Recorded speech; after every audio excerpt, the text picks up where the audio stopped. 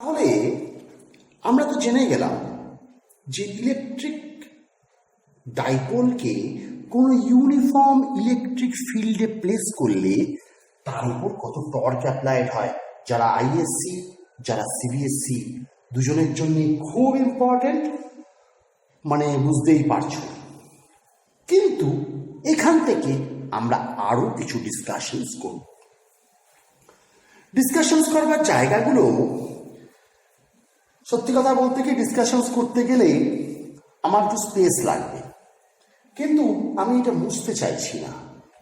আমি তোমাদের পরপর কতগুলো কথা বলে দিচ্ছি। আমি তার জন্যে একটু আমার ক্যামেরাটা স্ট্রেট করে দিলাম, একটু দেখে নাও।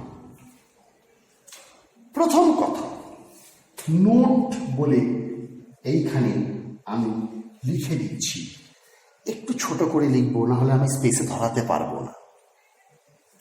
Number 1, when theta is equal to 90 degree, theta 90 degree মানে টাও কত পি, সাইন থিটা তো 1 হয়ে যাবে, তখন টাউ এর ভ্যালু ম্যাক্সিমাম হবে।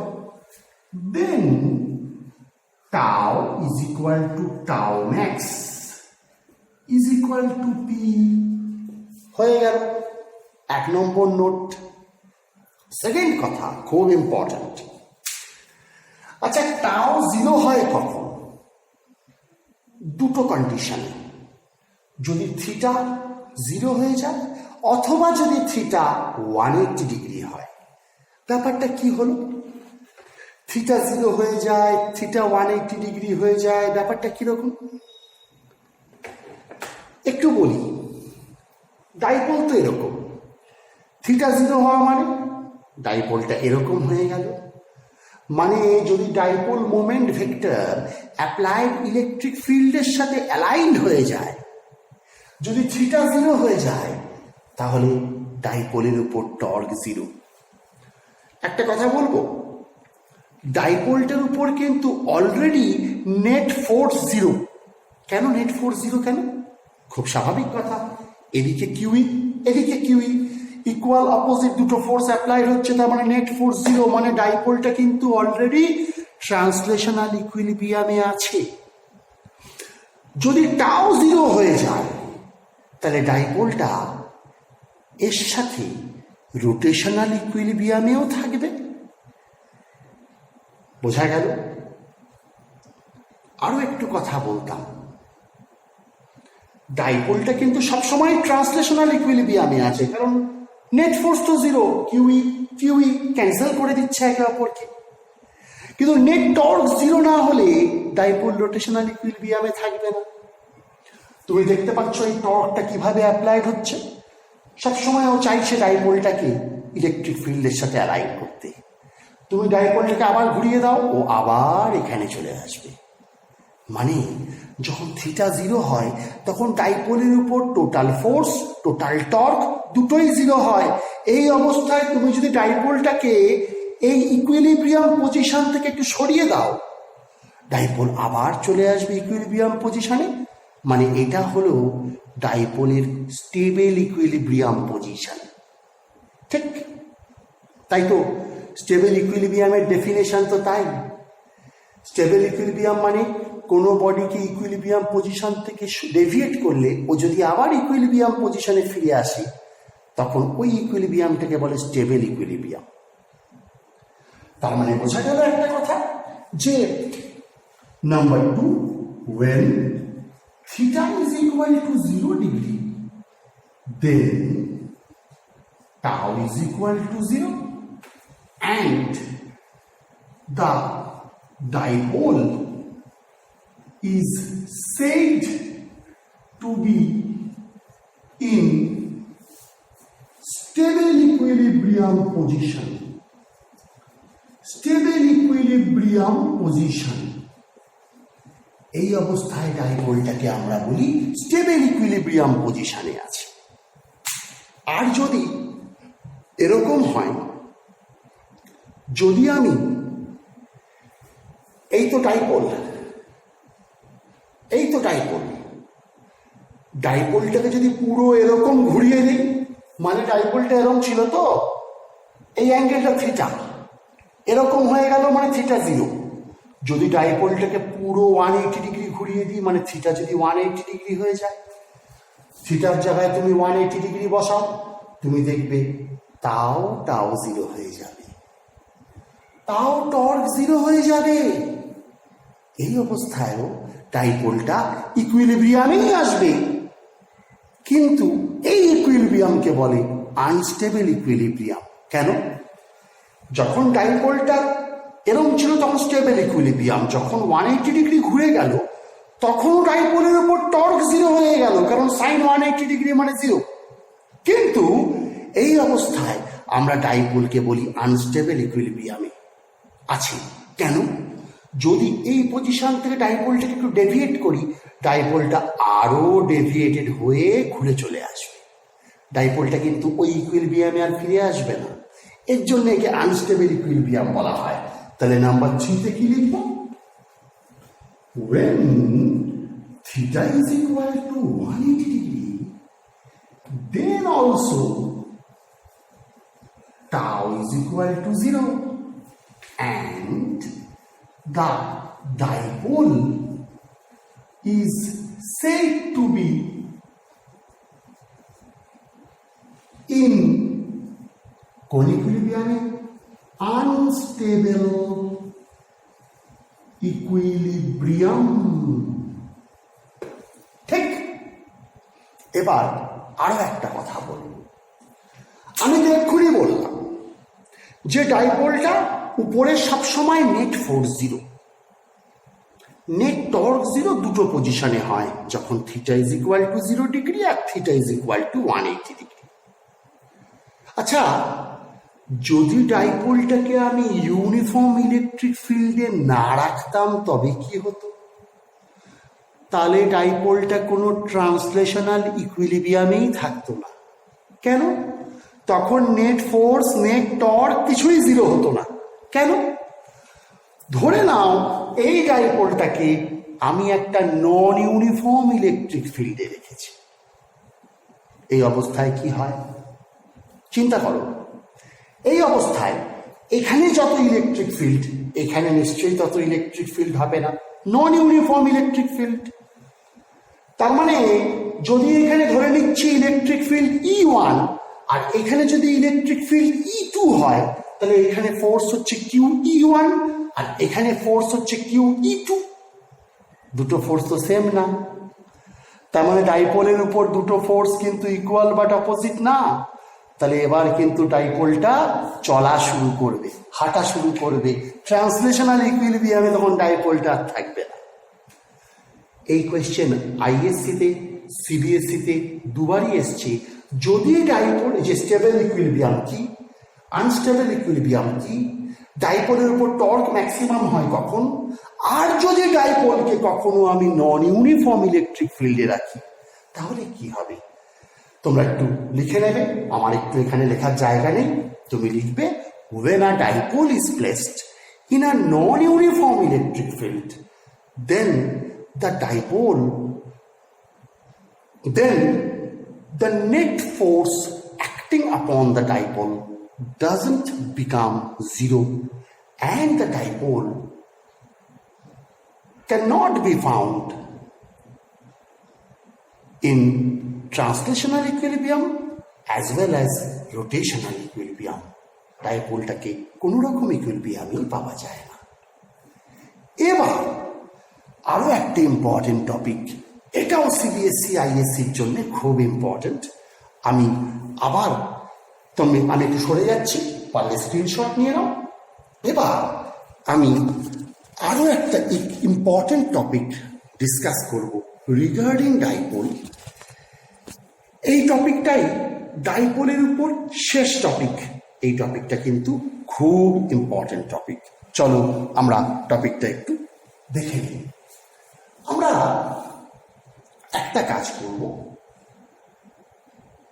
আমরা এই জায়গাটা একটু মুছে দিচ্ছি আর এই ডেরিভেশনটাও মুছে দিচ্ছি। আমরা করলাম কি, এবার আমাদের সাবহেডিংটা আমি একটু চেঞ্জ করে দিচ্ছি, কারণ আমার পক্ষে তো বারবার লেখা সম্ভব না, তোমরা লিখে নেবে। সাবহেডিংটা হচ্ছে ওয়ার্ক ডান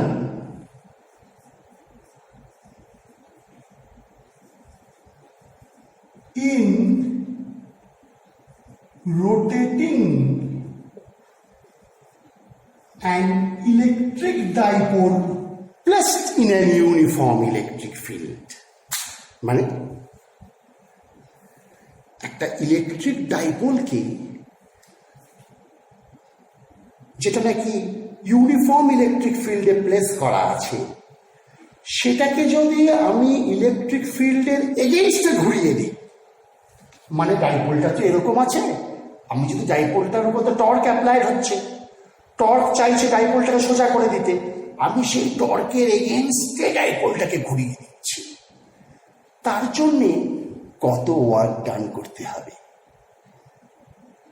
বলবো, আরো কিছু কথা আছে, মন দাও। এটাও আইএসসি সিবিএসসি দুটো বোর্ডের জন্য ইম্পর্টেন্ট, ভেরি ইম্পর্টেন্ট। এটাও আমি ওর জন্যে ইন্ট্রোডাকশন একদম এরকমই হবে, ডায়াগ্রামও এটাই হবে। চলো আমরা কাজ শুরু করি। প্লাস মাইনাস কিউ হচ্ছে electric charge forming electric dipole, twelve length of the dipole, P E এগুলোর কোনো চেঞ্জ নেই। When the dipole is placed in an uniform electric field at an angle theta, then the torque of the couple applied upon the electric dipole is, বলে আমি আগে তো derive করেছিলাম, এবারে derive করবো না, ডাইরেক্ট লিখে দিচ্ছি, becomes tau is equal to p sin theta। ঠিক লিখে দিলাম যে এটা টর্ক, এটা আমরা জানি। ডায়াগ্রাম কিন্তু সেম, ডায়াগ্রামের কোনো চেঞ্জ করছি না। এবার আমরা টর্কটা জানি, tau is equal to P sine theta. এই টর্কটা ডাইপোলটাকে চাইছে এরম অবস্থা থেকে সোজা করে দিতে, আমি তার এগেইনস্টে ডাইপোলটাকে ঘোরাচ্ছি। আচ্ছা, এই টর্কের এগেইনস্টে এই যে টর্কটা অ্যাপ্লাই হচ্ছে, tau is equal to P sine theta, তার এগেইনস্টে ডাইপোলটাকে যদি আমি ডি থিটা অ্যাঙ্গেল ঘোরাই, তাহলে ওয়ার্ক ডান কত হবে? Tau D theta. তাই টর্ক ইন্টু অ্যাঙ্গুলার ডিসপ্লেসমেন্ট। তাহলে 0 থেকে থিটা অ্যাঙ্গেল ঘোরালে ওয়ার্ক ডান কত হবে? ইন্টিগ্রেশন হয়ে গেল। তাহলে নাও the work done by an external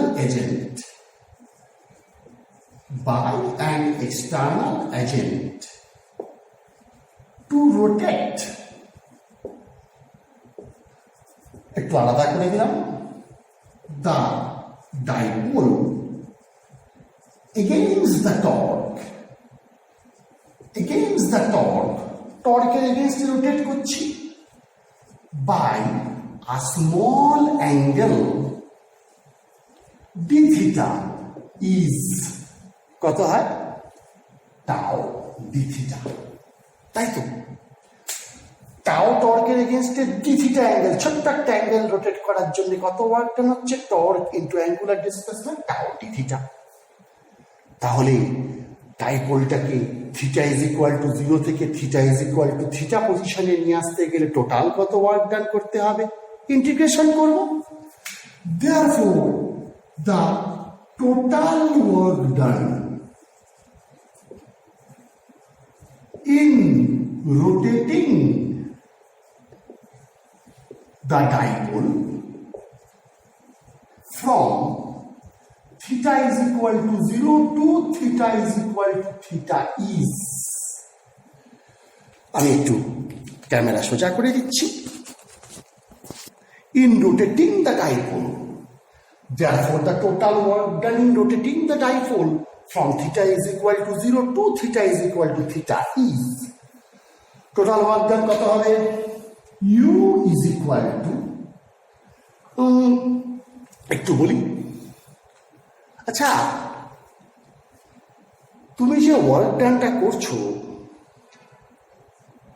একটু বাদে বলছি, একটা ছোট্ট সাইনের ব্যাপার আছে এখানে। চলো আগে তো লিখে ফেলি। ইজ ইন্টিগ্রেশন 0 to থিটা টাও ডি থিটা, ঠিক? চলো is equal to 0 to theta টাও এর জায়গায় লিখে দিই P E sine theta d theta, ঠিক? আমি কিন্তু একটু আগে জায়গা রেখেছি, দেখা যাক কাজে লাগে কিনা, কাজে নাও লাগতে পারে।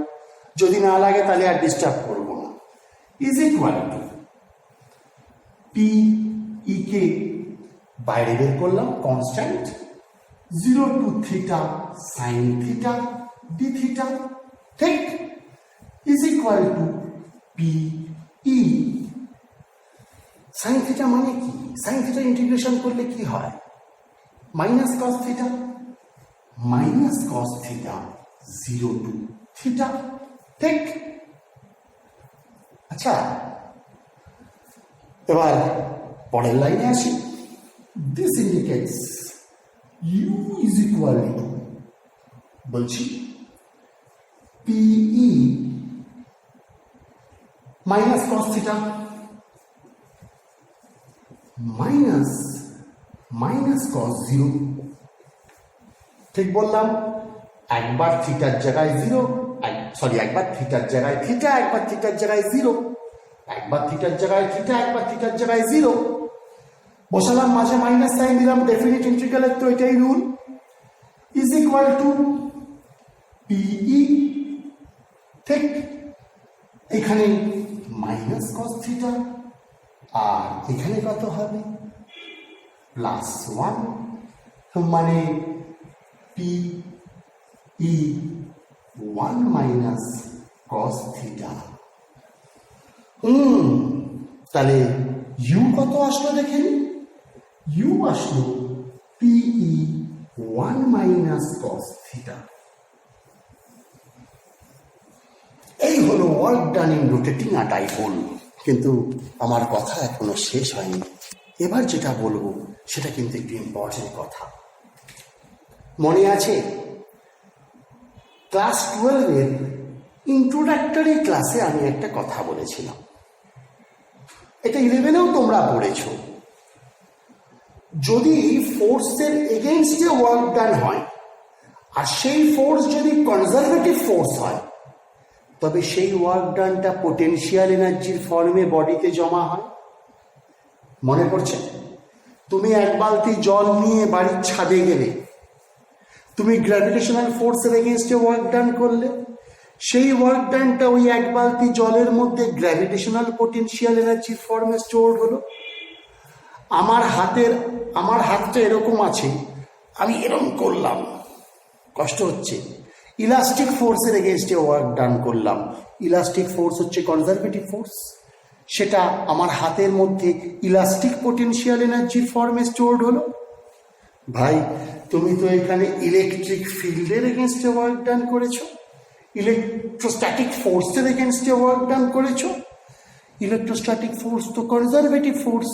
তার মানে এই যে ওয়ার্ক ডান করেছো, সেই ওয়ার্ক ডানটা ডাইপোলের মধ্যে পোটেনশিয়াল এনার্জির ফর্মে জমা হয়েছে। আমি এইখানে লেখার জায়গা পাচ্ছি না, আমি একটু ভাবছি অন্য কোথায় লিখব, কিন্তু অন্য কোথাও লিখতে গেলে আমাকে এগুলো মুছে দিতে হবে। আমি ঠিক মুছতে চাইছি না, আমি খালি লিখে দিচ্ছি, this is the expression of electric potential energy, P লিখলাম, হ্যাঁ, stored in the dipole as electric field is conservative in nature।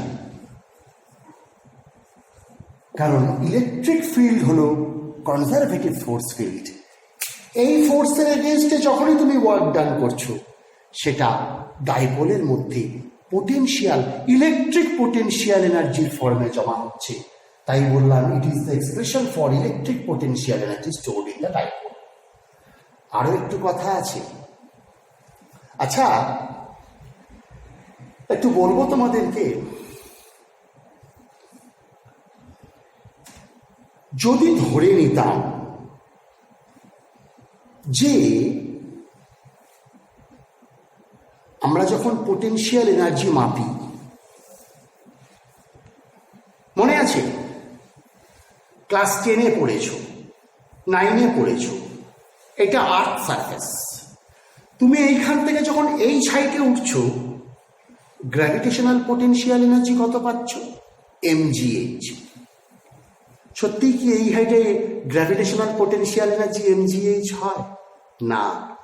তোমরা তো 11-এ গ্র্যাভিটেশন পড়েছো, তোমরা খুব ভালো করে জেনেছো আর্থের সারফেস থেকে এই সাইডে gravitational potential energy actual expression কত।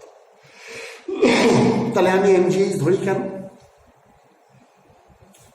আমরা আর্থের সারফেসে গ্র্যাভিটেশনাল পোটেনশিয়াল এনার্জিকে জিরো ধরে নিই।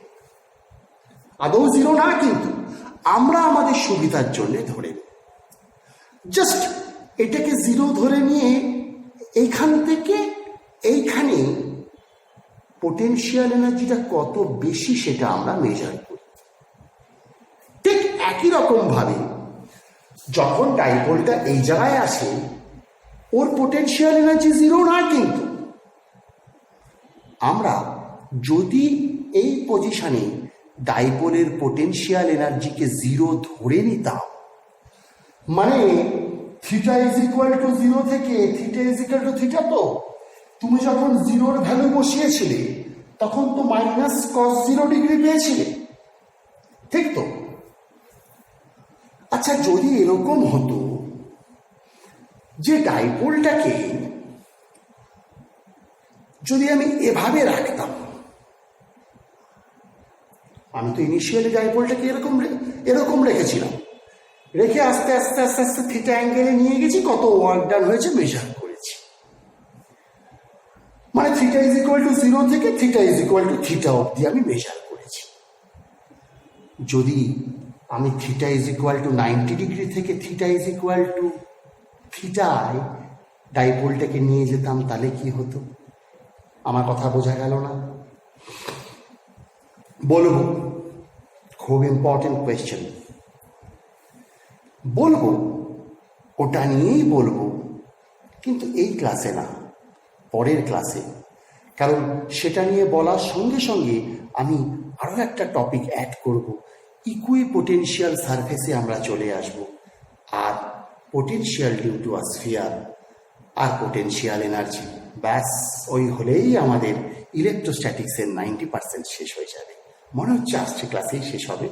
নিউমেরিক্যাল লাইভে আগে করিয়ে হোমওয়ার্ক দেব।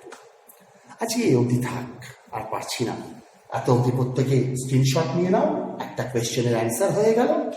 চলো, ভালো থেকো, দেখা যাক, এভাবেই এগোই।